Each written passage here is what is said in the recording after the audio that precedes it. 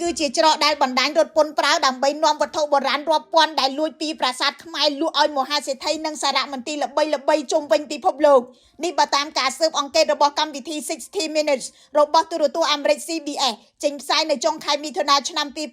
2026 CBS ពណ៌នាថានេះអាចជាការប្លន់សម្បត្តិវប្បធម៌ដ៏ធំបំផុតក្នុងប្រវត្តិសាស្ត្រទូរទស្សន៍ CBS បានចំណាយពេលជិត1ឆ្នាំស៊ើបអង្កេតលើដំណើររបស់វត្ថុបុរាណកម្ពុជាក្រុមអ្នកព័ត៌មាន CBS ដឹកនាំដោយលោក Anderson Cooper បានចុះទៅដល់ប្រាសាទជាច្រើនក្នុងប្រទេសកម្ពុជា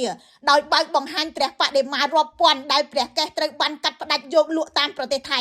CBS រាយការណ៍ថាការលួចវត្ថុបុរាណពីប្រាសាទខ្មែរបានចាប់ផ្ដើមតាំងពីសម័យអាណានិគមបារាំងប៉ុន្តែបានក្លាយជាជំនួញអន្តរជាតិដ៏ធំមួយក្នុងទសវត្សរ៍ឆ្នាំ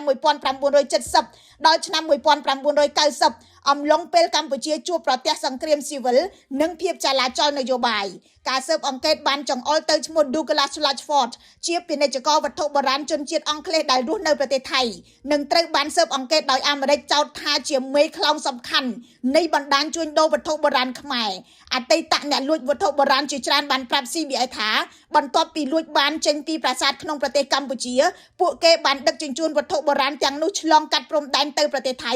មុនលក់ចូលទៅក្នុងទីផ្សារអន្តរជាតិ CBS បញ្ជាក់ថាលោក Douglas Latchford បានរក្សាទុកវត្ថុបុរាណល្អៗមួយចំនួនសម្រាប់ខ្លួនឯងខណៈវត្ថុបុរាណជាច្រើនទៀតត្រូវបានលក់ឬបរិច្ចាគទៅសារមន្ទីរល្បីៗនិងអ្នកប្រមូលទិញឯកជននៅអាមេរិកនិងអឺរ៉ុបក្នុងឆ្នាំ2019អាជ្ញាធរអាមេរិកបានចោទប្រកាន់លោក Latchford ពីបទរត់ក្លែងប្រភពដើមវត្ថុបុរាណនិងបទល្មើសពាក់ព័ន្ធផ្សេងទៀតនៅឆ្នាំ2020លោក Latchford បានស្លាប់មុនពេលសំណុំរឿងចូលដល់ការជំរុំជម្រះរបាយការណ៍ក៏បង្ហាញថាអាមេរិកបានសហការជាមួយនឹងក្រសួងវប្បធម៌កម្ពុជារយៈពេលជាង14ឆ្នាំដើម្បីស្វែងរកនិងនាំយកវត្ថុបុរាណខ្មែរត្រឡប់មកមាតុភូមិវិញមកដល់ពេលនេះវត្ថុបុរាណរាប់រយបានធ្វើមាតុភូមិនិវត្តន៍ប៉ុន្តែមានច្រើនទៀតនៅតែស្ថិតនៅក្នុងសារមន្ទីរនិងក្នុងដៃក្រុមសេដ្ឋីបរទេសរដ្ឋមន្ត្រីក្រសួងវប្បធម៌កម្ពុជាលោកស្រីភឿងសាកណាបានប្រាប់ CBS ថាការទទួលបានវត្ថុបុរាណទាំងនេះមកវិញជាការនាំយកព្រលឹងជាតិត្រឡប់មកកម្ពុជា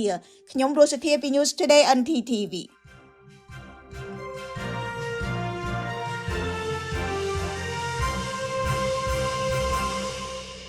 GAC គឺជារថយន្តគុណភាពខ្ពស់របស់ប្រទេសចិនបំពាក់បច្ចេកវិទ្យាទំនើបនិងមានតម្លៃសមរម្យបច្ចុប្បន្នរថយន្ត GAC កំពុងទទួលបានការគាំទ្រនិងពេញនិយមពីអ្នកប្រើប្រាស់នៅកម្ពុជានិងជុំវិញពិភពលោករថយន្ត GAC